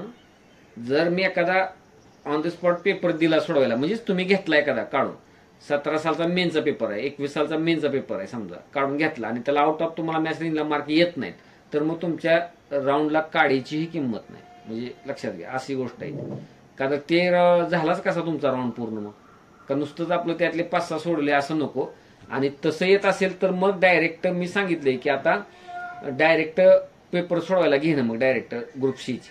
मग लक्षात घ्या, कोण जर ऍडव्हान्स असेल, कोण पुढे गेला असेल, मग त्याचं काय करायचं तिथं, म्हणजे अशी गोष्ट करायला पाहिजे. आणि 3 राऊंड नाही, 6 राऊंड केलेली लोक आहेत, म्हणजे लक्षात घ्या. चांगली ज्या लोकांना 60+ ग्रुपला स्कोर आहेत त्या लोकांनी किती 6 राऊंड, 3 तरी काहीच नाही. प्रत्येक वेळा मला मेसेज मधनं देता येत नाही उत्तर, मग विचारलं मला 3-4 वेळा की बाबा करा मग वेगळं. म्हणजे आता काय करणार मग, काही लोकांना कसं असतंय माहिती आहे का, की त्यांना एवढं माहित नसतंय किती वेळा ते करायचं असतं भाऊ, कष्ट किती वेळा करायचं असतं हेच माहित नसतं ना, मग त्याला वाटतं की मी जास्तच कष्ट केलं वाटतं बहुतेक, म्हणजे 3 राऊंड पूर्ण केले का काय. हे तर 6 राऊंड करून पारायण चाळण करणारे लोक आहेत, म्हणजे लक्षात घ्या त्या ते होतं. मग आता म्हणजे लक्षात घ्या, का तर ग्रुप काय एका व्यक्तीसाठी नाही ना, सगळीच लोक त्यात आहेत. मग ते जर मेसेज तसा का नाही, चांगली तगडी 4-5 लोक आहेत यात, तर ते कसं आहे त्याने राऊंड ते कंटिन्यूच केलेलं आहे. हो, जोपर्यंत येत नाही सूचना तोपर्यंत आपण करतच राहायचं ते. आणि ती सूचना कधी येणार होती माझी, पेपर सोडवायला सॉल्विंग आता 4-5 दिवसात येणारच की. पण त्याच्या अगोदर जर एखाद्याला वाटलं की आपलं 3 राऊंड झाले, 4 राऊंड झाले, तर आपण आता डॉन आहोत मॅथ्स रिजनिंग मध्ये, मग त्यानं पुढची स्टेप गाठलेली बरी आहे, मग लक्षात घ्या. पुढची स्टेप गाठलेली बरी आहे. तर असं आहे बघा गोष्ट. तर आता बघा एक सार्वत्रिक बघा तुमच्या गोष्टी असतात, म्हणजे लक्षात घ्या जी काय गोष्ट आहे बघा. अभ्यास सुरू आहे व्यवस्थित, माझ्या परीने पूर्ण देण्याचा प्रयत्न आहे, पण तरीही कॉन्फिडन्स येत नाही, भीती वाटते. बाकीचे कॉम्पिटिशन बघता आपण पहिल्यांदाच करत आहोत तर भीती वाटते. पहिल्यांदा करत आहोत म्हणजे कंबाईन मेन्स पहिल्यांदाच, असा त्याचा अर्थ घ्या. इंग्लिश अजून थोडा बाकी आहे, तर आतापर्यंत व्हायला हवा होता तुझा, बाकीच्यांचा 2-3 रिव्हिजन झाल्या, असे येऊन लोक बोलून जातात. किती लक्ष द्यायचे नाही म्हटले तरी मनात शंका निर्माण होतेच. आलं का मग गर्दी, म्हणजे पुण्यातली गर्दी आणि लायब्ररीतल्या गर्दी, ते काय सांगतात की तुझा आतापर्यंत व्हायला पाहिजे होता, म्हणजे अजून कुठं काय हे करायला लागलाय, म्हणजे तेवढंच अजून तिथंच कसं काय अजूनपर्यंत व्हायला पाहिजे होता, म्हणजे लक्षात घ्या. पण लक्षात घ्या त्या लोकांची क्रेडिबिलिटी काय. तुम्हाला असं झालं का मग की ग्रुपचं आपली टार्गेट समाप्त 4 वाजताच होत आहेत आणि 4 ते संध्याकाळी 11 पर्यंत आपण निवांत, असं झालं का. पण तिथंच वर काय लिहिलंय कॉन्ट्राडिक्टरी, की माझं अजून इंग्लिश बाकी लिहिलंय ना. मग तुम्ही असं म्हणजे तुमचा झाला नाही म्हणजे तुमची टार्गेट पूर्ण होत नव्हती का, म्हणजे होत होती का वेळेपूर्वीच, असं असं व्हायला पाहिजे ना. म्हणजे ते होत नाही आहे तेच आपल्याला झेपत नाही, उलट अजून कोणतरी काय सुचवते की अजून फास्ट व्हायला पाहिजे होतं. तर आता अभ्यास मेथड माहित आहे कशी आहे, हे सोपं काम आहे का नाही माहित आहे, त्या लोकांना काय कळणार आहे सांगणाऱ्यांना, त्याची क्रेडिबिलिटी काय आहे, विश्वासार्हता काय आहे, त्याने किती मेन्स दिलेत. आणि मी आत्ताच एक उदाहरण दिलं ना, एक कॅन्डिडेट म्हणजे 3-4 मेन्स नुसता मेन्सच देतोय तरी आता ग्रुपमधनं तो गेला बाहेर. म्हणजे काय उपयोग आहे ह्या लोकांचा, म्हणजे लक्षात घ्या. असं आहे, तुम्हाला पोस्ट होल्डरनं सांगितलंय का 2-3 किंवा 4 पोस्ट होल्डरनं सांगितलंय का, ते लायब्ररीत येऊन बसतात का ग्रुप बी करत, तर एक अर्थ आहे. विश्वासार्हता काय आहे त्यांची, त्यांचं तुम्ही कार्बन कॉपी बघितलं का नाही, अशा टोळ्या आहेत पुण्यात की ते एडिट करतात ते तुमचं आयोगाचं सुद्धा रिझल्ट आणि आपलं नाव सांगतात घरातल्यांना, हे बघा माझं नाव. चमत्कार आहे, वेळ लागण्याची वेळ आहे, ते लक्षात घ्या. त्यामुळं ते असल्या भुरट्यांच्या नावाला लागू नका, कोणी कोण सांगत राहणार काय पण हिथं. आणि लक्षात घ्या तुम्हाला की तुम्हाला 10 वेळा मी सांगतोय, जर ह्यातली 9 ते 10 जण म्हणजे लक्षात घ्या, मग आपण किमान आता 60च्या वर आहेत, तर तुम्हाला सांगतो ह्यातली 4 ते 5 मुलांचं तुम्हाला पोस्टमध्ये शक्यता आहे, मी की सांगतोय ना. मग तुमच्यापैकीच हे आहेत लोक, तुमच्यापैकीच लोक आहेत हे. म्हणजे ती लोक जर ग्रुपच्या टार्गेट प्रमाणे आहेत, पॅरल चालत नाहीत, त्यांचं मग आतापर्यंत झालेलं नाही, मग ताण काय घ्यायचा गरज आहे. आपण ग्रुप बरोबर त्यातल्या टॉपला राहण्याचा प्रयत्न करायला पाहिजे, आनंदी पाहिजे, सकारात्मक पाहिजे. माझं एवढं झालं त्याच्यावर गाठवड्याला वारंवार रिव्हिजन पाहिजे, तीच तुमची ताकद आहे ना. आणि त्याच्यावर तुम्ही काय पाहिजे, समाधानी पाहिजे, अतिशय समाधानी पाहिजे. म्हणजे लक्षात घ्या, जर समाधानी नसेल तर मग अवघड आहे. तुम्हाला जर तुमच्यातल्या कमी दिसणं चांगली गोष्ट आहे, पण मग असं झालं ना, तुम्हाला उद्या येऊन कोणतरी सांगेल मग असंच नाही कुणाला. मी एकदा सांगितलं होतं आणि मला वाटतं मी ग्रुपवर टाकलं होतं बघा एकदा, की नकारात्मक लोकांपासून दूर राहा. त्या ऑफलाईनला असंच एकदा 21 सालच्या बॅचला झालं होतं, म्हणजे लक्षात ऑफलाईनला एक महाभाग होता कॅन्डिडेट कोकणातला, आणि त्यानं ते त्यावेळेला कोरोनाच होतं बघा, ते 21ला दुसरी लाट. आणि त्यावेळेला नुकतंच ते सदाशिव पेठेतच चालू केलं होतं आणि ते बेंच आले त्या हॉलमध्ये टाकले, तेवढ्यात उद्यापासूनच सारखं यायला लागलं, मनपा त्याच्यावर निर्बंध लावणार असं. मग त्या काळात मग मी जॉग्राफीचं ऑनलाईन चालू केलं आणि त्यामध्ये ऑफलाईनची मुलं म्हणलं करू दे, त्यात बसू दे, करू दे क्लास. पण एका कॅन्डिडेटनं काय केलं माहिती आहे का, ते मला म्हणून एक पत्र लिहिलं, लक्षात घ्या, आणि ते सगळ्या लोकांना पाठवलं क्लासमधले. मी ते लिहिलंय मग एकदा फेसबुकला पोस्ट पण इथं पण लिहिलं असं. आणि त्याच्यामुळं पायठाची वाळू सरकली ना, आधीच आपण अस्थिर असतो. आणि मी पुण्यात येऊन 6 महिने झालं, माझ्या हातात काहीच नाही, काय नाही. त्यानं तो तर बुडला सोडूनच द्या विषय, त्यानं तर स्पर्धा परीक्षा सोडून दिली.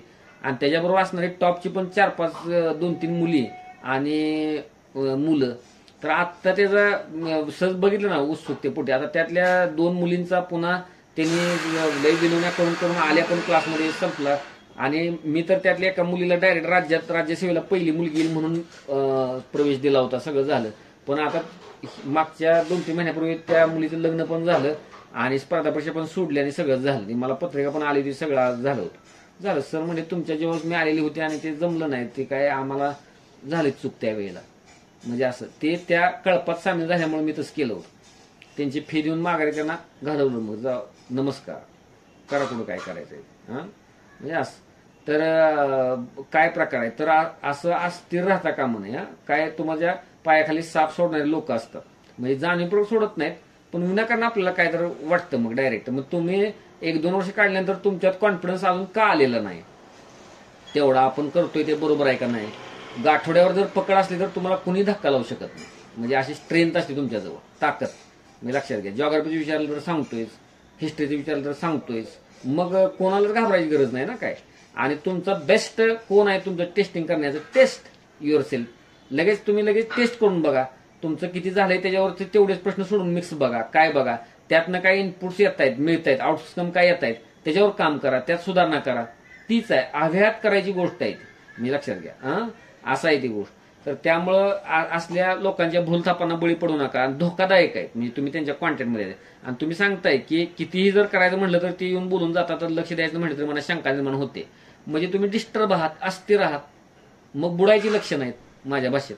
म्हणजे लक्षात घ्या, जवळची कॅन्डिडेट आहे म्हणून तरी पण सांगतोय मी तर तसंच आहे ते, लक्षात घ्या. अतिशय चांगली क्षमता आहे, म्हणजे लक्षात घ्या. जे कुणाबद्दल आता मेसेज वाचतोय अतिशय चांगली क्षमता आहे.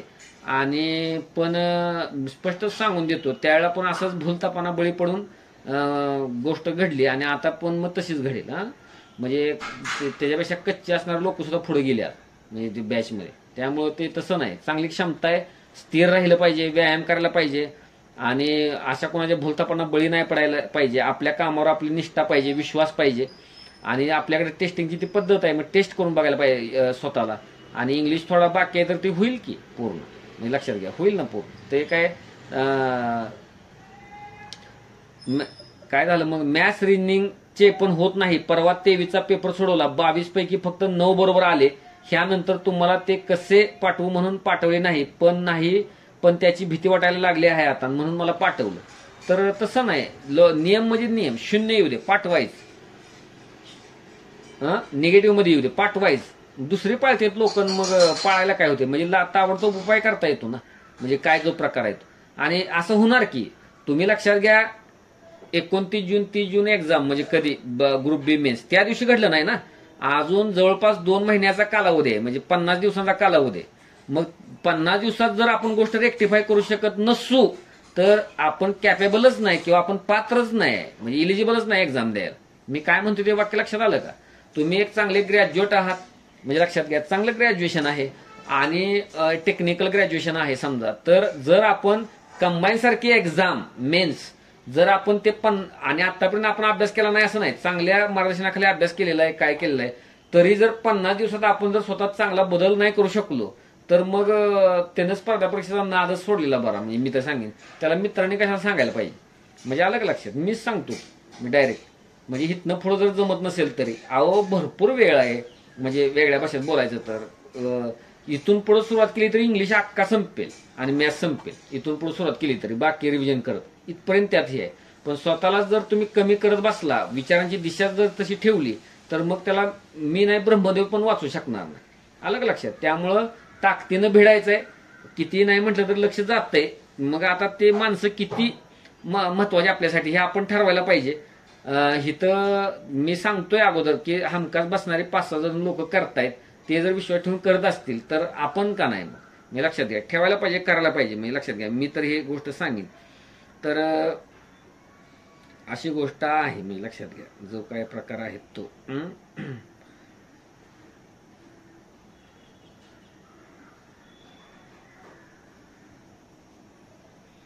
आणि जे लोक आता मॅथ्स रिजनिंगचं कच्चं काम पाठवत नाहीत, काय पाठवत नाहीत, त्या लोकांना आता मी काय म्हणू मग, काय म्हणायचं. मी लक्षात घ्या, जी काही गोष्ट आहे ती म्हणजे अवघडच आहे की, म्हणजे आणि उलट गुपचूप राहून मला पण करता येईल की, म्हणजे काय जाऊ दे हे करून, म्हणजे काय न पाठवले कशाला बघायचं. काल तुम्हाला मी तिथे मेसेज टाकला नव्हता, पण ग्रुप बी मेनच्याच 2 लोकांचं दोन्ही ग्रुपवर मी टाकलंय बघा. ते काय कच्चं काम, म्हणजे काय त्यात आदर्श वगैरे काय नसतं, सहज ते बघितलं, जे आलेलं होतं ते नुकतंच म्हणून त्या दोघांचं पाठवलं, असं काही नाही. 8 ते 10 जण आहेत, उत्कृष्ट प्रकारे करतायत. म्हणजे लक्षात घ्या, गंमत म्हणून मग ते सगळ्यांचं 8-10 लोकांचं पाठवता येईल. म्हणजे लक्षात, पटपट पटपट पिढे पटपट मग तुम्हाला लक्षात येईल लोक करतायत का नाहीत. करतात ते, इमानीत बरे करणारे लोक असतात आणि काय काम चुकार लोक असतात. मग असं असतं, काय तर सांगतात कारण, मग माझा जॉबच आहे, मग मला कमीच वेळ मिळतो, मग मी काय वेगळंच असतं इथे. मग आम्ही मनातल्या मग म्हणतो बस रडत आहेच पुढच्या वेळेला, मग आणखी लक्ष्मीमध्ये किंवा काय आमचं तर काय जात असंच आहे ना ते. किती जरी बोललं, कोणत्या पण तरीनं बोललं तरी पण तीच गोष्ट जरी येत असली तर त्याला मी तर काय करणार मग. असं असतंय.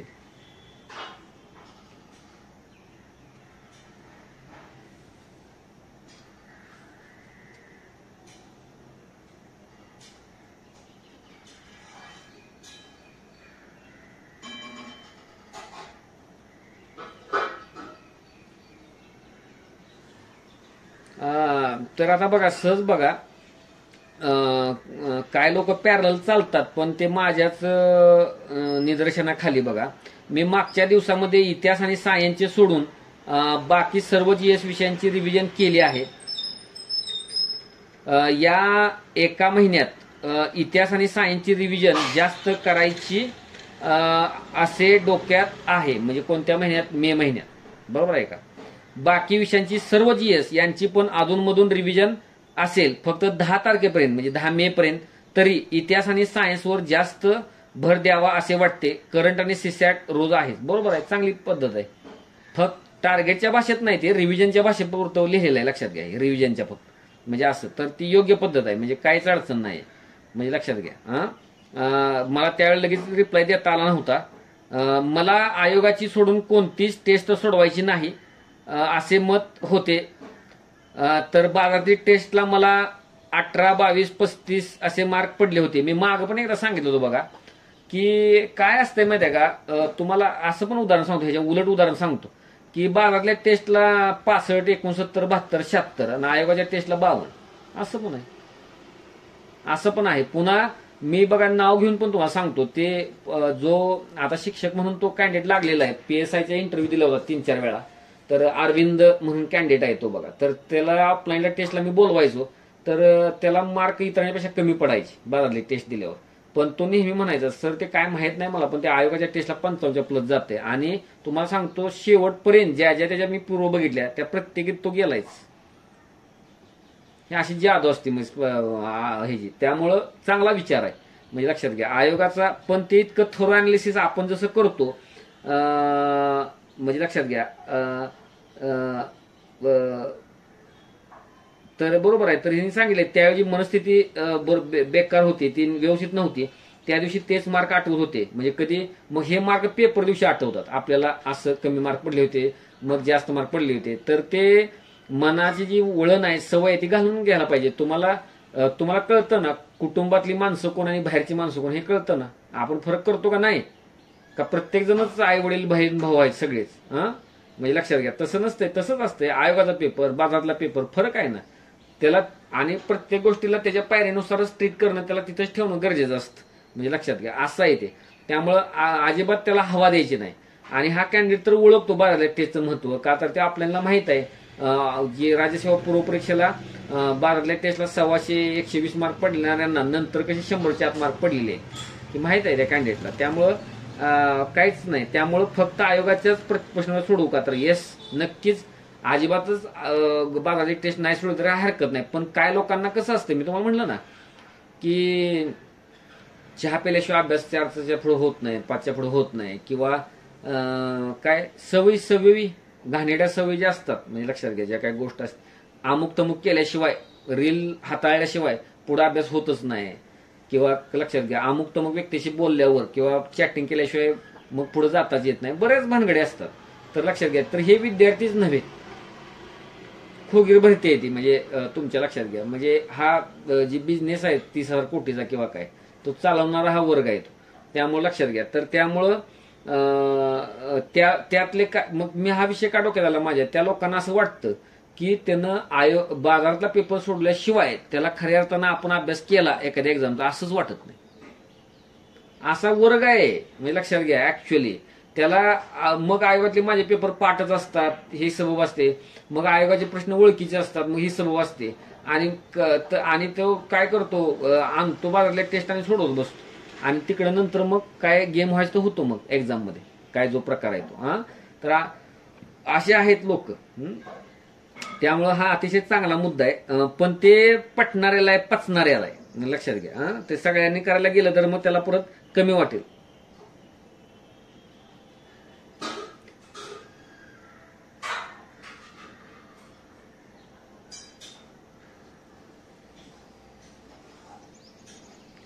मला सध्याच्या मागच्या 7-8 दिवसापासून आणि मुद्दाम वाचतो. आता त्याला पण कॅन्डिडेटला वाटणार की कशाला सर आता माझे वाचायला लागली तर काय वाटतं, पण मी वाचतो मुद्दाम.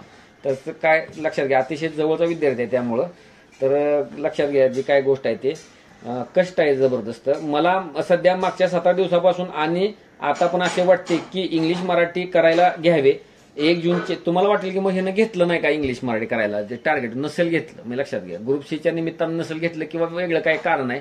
आणि बऱ्याचदा पॅरलल जाण्याची सवय आहे, म्हणजे सवय नाही पण सगळ्यात जास्त महत्व गाठोड्याला जबरदस्त. मग त्याच्या गाठोड्यात टिकून मग अन्य काय करता आलं तरच करायचं, ही नीती असल्यामुळे ती गोष्ट आहे.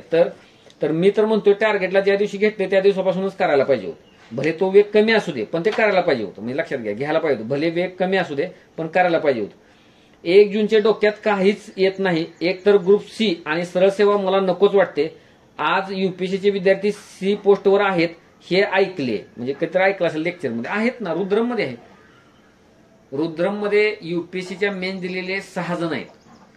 त्यातले 4 जण आता आरोग्य निरीक्षक, परत ती मला पुढची नावं कळत नाहीत, म्हणजे लक्षात घ्या. सातारला 1 जण आहे, म्हणजे लक्षात घ्या. वाशिमला 1 जण आहे, म्हणजे लक्षात घ्या आहे. आणि टार्गेट एसएसएम मध्ये जे आता राहिले त्यातले 6-7 जण ग्रुप सीच्या पोस्टवर आहेत.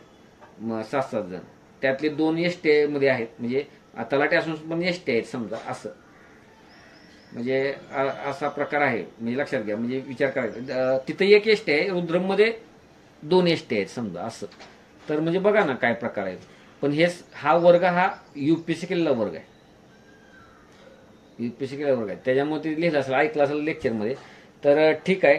आणि जरी भविष्यात सी पोस्ट मिळाली तरी माझं मन ते स्वीकार करेल का नाही माहीत नाही. तर अशाच ग्रुप सी पोस्ट करणारा पण 1 जण आहे, तो लक्षात घ्या. माझ्याकडे तो मेसेज आहे का, मी बघतो जरा, तुम्हाला जरा सांगूनच देतो. ज्यांच्यात कॅलिबर जोरदारचं मोठं जे कॅलिबर आहे ना, म्हणजे लक्षात घ्या जो काय प्रकार आता ते मिळतोय का नाही.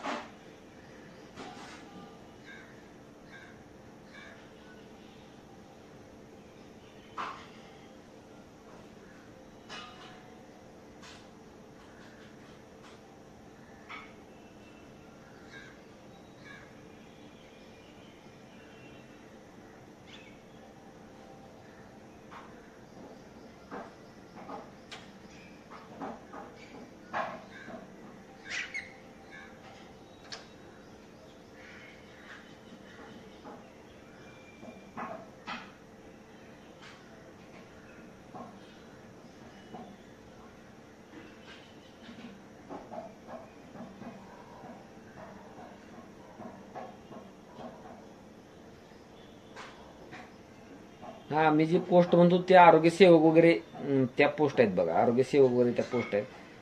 तर मला त्याचा मेसेज तो मिळत नाही, वेळ जाईल त्यात, ठीक आहे, तो आधी काढायला पाहिजे. तर त्याचं ते काय म्हणणं होतं माहिती आहे का, की मला सर वाटतच नाही की मी काय करीन, ही पोस्ट कंटिन्यू करीन ग्रुप सीची. एक तर ह्या लोकांचं भविष्यातलं प्लॅन ऐकलं, ह्यांची लँग्वेज ऐकली, मी तो कमी लेखतो अशी गोष्ट नाही. युपीसीच्या मेन दिले होते ना, 2 ते 3 मेन दिले, आणि ह्यांचं काय भलतंच चालू असतं, काय प्रकार आहे. म्हणजे जेवताना सुद्धा मला म्हणजे जरा त्रास होता, असं काय ते वाक्य मी वाचूनच दाखवलं असतं. आता तो मिळाला नाही तर स्वाभाविक आहे ते, म्हणजे कशी कंडिशन आहे बघा तुम्ही. पण त्यानं घेतली आहे ना, ह्या लोकांनी घेतली आहे ना, आणि तुम्हाला सांगतो त्या लोकांनी घेतल्या म्हणूनच ते रुद्रममध्ये आहेत. तुम्हाला आता ह्या कॅन्डिडेटच्या बाबतीत सोडून द्या विषय, म्हणजे लक्षात घ्या, मी आता विषय वाचतोय त्या, पण अन्य लोकांना ते रुद्रममध्ये आहेत किंवा टार्गेट एसएम मध्ये आहेत का, तर स्वतः नोकरी करतात म्हणूनच ते फी देऊ शकतात, 3,000 5,000. अन्य पालक आता 2-3 वर्षानंतर फी तेवढी देत नाहीत, आणि ते त्या मुलांना शक्य होत नाही. मी पण काढलेलं एक ऑब्झर्वेशन आहे, लक्षात घ्या. त्यामुळे तुम्हाला लेक्चर जरी बघितली ना, तर ती माझी संध्याकाळी असतात किंवा काय, तर त्यातला निम्मा वर्ग हा नोकऱ्या करणार आहे शासनात. ह्या 24 नंतर बदललेली गोष्ट आहे, म्हणजे लक्षात घ्या. 24 नंतर हे भरपूर त्या जागा निघाल्या, त्यात सगळीच लागून गेले चांगली मुलं, म्हणजे बऱ्यापैकी युपीएससी राज्यसेवा करणारी. तर आहे ना, ज्याला ब्रेक थ्रू म्हणतो आपण, म्हणजे क्रिकेटच्या भाषेत किंवा काय, पहिली विकेट पडणं, तर विकेट पाडायची बघा आयोगाची, ग्रुप सीची असू नाही तर कुठली पण असू दे, ती खूप महत्वाची असते. आणि ती पाडली ना, मग बघा नंतर जे नक्की तुम्हाला त्या सगळा जो हे आहे ना, पिचचा अंदाज येतो, कुठं बॉल टाकल्यावर विकेट पडते, मग दुसरी चांगली बेस्ट विकेट मिळते. म्हणजे पहिल्यांदा बाउन्सर टाकून काय विकेट काढायची आयोगाची, म्हणजे लक्षात घ्या. मग ते भले ग्रुप सीची निघू दे, आणि परत मग आणि करू नका ना, तुमचं कॅलिबर दाखवा, म्हणजे काय जो प्रकार आहे. परत नोकरी करू नका ग्रुप सीची, मी बऱ्याच जणांना सांगून ठेवले. का तर परत एकदा ग्रुप सी मध्ये अडकलाच मग परत तो कधी क्लास होत नाही, आणि क्वचित एखादा अपवाद असू शकतात, ह्याला लक्षात घ्या. पण माझ्या अनुभवात मॅक्झिमम लोक ग्रुप सीला अडकल्यावर तिथंच अडकतात, म्हणजे लक्षात घ्या. आता एका मुलीचा कालचा मेसेज जर वाचून दाखवला तर म्हणजे लक्षात घ्या कसा येतो मेसेज, म्हणजे काय जो प्रकार आहे तो, म्हणजे लग्नाची चर्चा घरात, मग डिस्क्रिप्टिव्हचा प्रवास सुरू होणं, म्हणजे डिस्क्रिप्टिव्हच्या प्रवासाने युपीएससी सुरुवात होणं आणि परत ग्रुप सीची पोस्ट मिळणं आणि पुन्हा आता एमपीएससी 2025 डिस्क्रिप्टिव्ह द्यावी लागणं, एक वेगळीच घुसळण मनामध्ये सुरू आहे आणि घरात परत लागण्याची चर्चा. मग आता सर काय करू? त्याला अजून उत्तर दिलेलं नाही, पण तुम्हाला सांगितलं कॅलिबर अतिशय कॅलिबरचे कॅन्डिडेट आहे, क्लास 1 काढेल, पण आता वेळच काढायचा मुश्किल झालाय ग्रुप सीच्या पोस्टमुळे. त्यात नसतात काय आयसीडीएस मधल्या पोस्ट, कुठल्या पोस्ट काय जास्त वेळ लागतो बहुतेक असं कळत, म्हणजे लक्षात घ्या. म्हणजे असं गोष्ट आहे. मग एकदा ग्रुप सी, मग तुम्हाला सांगतो ग्रुप सीची जरी पोस्ट मिळाली तरी पण ते एक काय म्हणजे एकदा तुम्हाला माहित आहे का, ते भट्टी असल्यासारखं भट्टीत भाजून निघाल्यासारखं भट्टीत भाजून निघतं आणि तुमची मनं कोम असतात. मग परत जाऊन तिथं तुमचं असतं एकदम नॅचरल किंवा आपण असतो हे. मग इंजिनियर लोकांनी ग्रुप सीवर बसलाय करत खेळत बसलाय आणि कुठल्याही इंजिनियर आहे गव्हर्नमेंट कॉलेज, त्या मुलीच पण तसंच आहे. मग मी हादरलोच एकदा. आता 0.5 मध्ये राजेशवापूरचा रिझल्ट गेला होता 24, पण आता रुद्रमचा भाग. पण ते नाही, एकदा दिशा चुकली, ब्रँडेड क्लास लावले की मग हीच अवस्था येते. मग असं आहे म्हणजे ज्या प्रकारे जे असते आता वाऱ्यावर सोडलेलं आहे त्या ब्रँडेडवाल्याने, म्हणजे असं गोष्ट असते. तर तसं करून चालत नाही. लक्षात घ्या, तुम्हाला एक विकेट पडायची गरज असते. त्यामुळं आता बघा ना, जर एखाद्याला पूर्वी स्कोर येत नव्हता पण आयोगाच्या पेपरला 45+ स्कोर पहिल्यांदाच आला, मग कॉन्फिडन्स बिल्टअप होतो. आणि जर तो आला नसता तर, तो 20च आला असता तर मग काय झालं असतं. मग असं असतं ते. त्यामुळं तसं कमी लेखायचं नाही कुठल्या ग्रुपसीच्या, स्वीकारायचं का नंतर, पण काढून बाजूला फेका. म्हणजे लक्षात घ्या, संकट मी बऱ्याचदा लिहिलंय बघा की आजची परिस्थिती आज नसते, संकट चालून येत नाहीत. म्हणजे लक्षात घ्या, चालून येत नाहीत. कधी कशाची गरज वाटेल आणि आत्मसन्मान कधी दुखावेल, म्हणजे अगदी आहे त्यात प्राप्त परिस्थिती घरातूनच बेकार असतं ते शब्दात बोलता येत नाही. ते तुमच्याकडे एखादी पोस्ट नाही म्हणजे नाहीच, तुम्ही हेच. आणि मनाला सुद्धा तुमच्या कधीपर्यंत समजावणार, त्याला एक लिमिट असतं ना. म्हणजे लक्षात घ्या, लिमिट असतं त्याला. आणि आमच्यासारखं तरी तुम्हाला जमणारच नाही, मी सांगूनच देतो. ते बेकार असतंय ते, तुम्हाला सांगतो. त्याला आपल्यावर स्वतःवर विश्वास लागतो आणि बुद्धी स्वच्छ आणि नीट, विवेक चांगला जागृत लागतो, तर तुम्हाला अन्यांचे टोमणे बिमण्याचं काही वाटत नाही. नाहीतर मग तुम्ही असंच डोळे गाळत बसाल दिवसभर, तुम्हाला कोण काय बोललं तर. आमच्यासारखं ते राहट व्हावं लागतं. आपल्याला पाहिजे तेच करायचं. म्हणजे लक्षात घ्या, जास्त डोक्याला काय तर कोण बोलतोय काय, आपण काय, त्याची उंची लक्षात, हे जमायला अवघड असतं. लक्षात, मी नेहमी सांगतो, हे जमवा मग तुम्हाला त्रास कमी होईल. पण ह्याचा अर्थ असा नाही की काहीच कमवायचं नाही, काहीच नाही, मगच तुम्हाला हे होणार. तसं नाही. तुमच्या हातात ताकद असली, गट्स असली तरच ते शक्य असतं दाखवायला, आणि ते आणावं लागेल. आणि ग्रुप सी त्या कामी मोठी, आता जे ग्रुप सीची पोस्ट मिळवणारे बरीच जण रुद्रमध्ये त्यामुळे आहेत, स्वतःच्या ताकदीवरती पोस्ट मिळाली, नाहीतर कशाला येत आहेत. त्यातली बरीच जण अंमलबजावणी फीमुळे आलेली नव्हती, जी आज रुद्रमध्ये आहेत ग्रुप सीची पोस्ट असल्यामुळे. म्हणजे हा तो ग्रुप फायदा असतो. म्हणजे तेवढ्याचा फायदा नाही, पण तुम्ही एक आशा क्लासवर होण्याची वगैरे बाळगता. म्हणजे लक्षात घ्या, किमान कॅपॅसिटी वापरता, असं असतं ते. स्वीकार का नाही नंतर ठरवायचं आहे. आजकाल एमपीसीचे वातावरण कसे आहे ते लक्षात आहे माझ्या, पण वाटते म्हणजे हेच मी आत्ता बोललेलं वातावरण लक्षात आलं का. पण वाटते आपल्याला काहीच लगेच घाई नाही. तुम्हाला नाही हो घाई, पण घरच्यांच्या ज्या मनातलं तुम्हाला माहित नाही, उद्याच्या उद्याच घाई त्यांना होईल. तुम्हाला वाटेल नाही नाही तसं काय मला वाटतं, तसं नसतंय ते, लगेचच होईल. मी मागे का तुम्हाला सांगतो बघा, की मागे एक मी तो लिहिलाय बघा, मागं जुनं 20 साली वगैरे काय, म्हणजे तुम्ही एकदा कुटुंबाचं नाक असता, नाक, म्हणजे लक्षात घ्या, असं मी लिहिलंय बघा मागं. आणि लगेचच दुसऱ्या दिवशी क्षणी तुम्ही एक पालापाचोळा होता कुटुंबासाठी. म्हणजे असं असतं. तुमच्या अटेम्प्ट संपल्यावर तुम्हाला आता काय तुम्ही कमवू शकत नाही म्हणल्यावर, असं असतं ते. त्यामुळं ते हे वाक्य, स्वतःला घाई नसणं ही वेगळी गोष्ट, पण ती गळी उतरवणं कुटुंबाच्या खूप टफ असतं ते, आणि ती जमत नाही ते. आणि मग तुम्ही काय होता, आणि बघा तुम्ही काय म्हणणार, आगीच्या जवळ आहे मला झळ लागत नाही, लागणारच की नाही. कशी तुम्ही एवढं दूर राहू शकत नाही, ते डोकावतच. आणि मी दरवेळेला सांगायला बघा, दरवेळा नवीन समस्या असतात. ह्या सगळ्या समस्या बाजूला पडणार, नवीन समस्या येणार, म्हणजे असं घडणार. 1-2 वर्ष देऊ शकतो, मग ग्रुप बी म्हणून मधून पोस्ट काढू, सुरुवात राज्यसेवा, नंतर बी, आणि आता सी असे आधी.